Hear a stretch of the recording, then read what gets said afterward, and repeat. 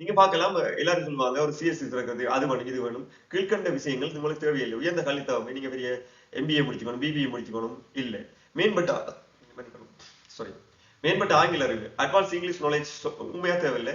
Sales by stocks இது சம்பந்தமான ஒரு ஒன் வேர்டுகள்லாம் இதுல பார்க்கலாம். பெரிய அளவுக்கு நீங்க ரிவ்யூ ரிப்போர்ட் பண்ணி டீப்பா போய் அனலைஸ் பண்ற அளவுக்கு உங்களுக்கு தேவையில்லை. இது இருந்தாலே போதும். நீங்க போக போக உங்க அனுபவத்துல கற்றுக்கொள்ளலாம். சில பேர் யோசிப்பாங்க நான் நல்ல பெரிய வேலையில் இருக்கணும், எனக்கு நிறைய சம்பளம் வரணும். அது எதுவுமே தேவையில்லை. இந்த ஒரு கொழும்பு சிஎஸ்சி அக்கௌண்ட் திறக்கிறதுக்கு தொடர்ச்சியா பார்ப்போம். சிஎஸ்சி அக்கௌண்ட் திறக்கிறது என்ன பேசிக்கான ரிக்வயர்மெண்ட் டாக்குமெண்ட் தேவைன்னு சொல்லி ஒரு சிஎஸ்சி கணக்கு திறப்பது தேவையான பொதுவான ஆவணங்கள் இந்த செக் லிஸ்ட் நீங்க டிக் பண்ணி போட்டு நீங்க ரெடி என்றா சிஎஸ்சி அக்கௌண்ட் திறக்க போகலாம். உங்களுடைய நேஷனல் ஐடி கார்டு ஒன்று வேணும். அது உங்களுக்கு பிரத்யேகமாக செல்போனும் இமெயில் அட்ரஸும் வேணும்.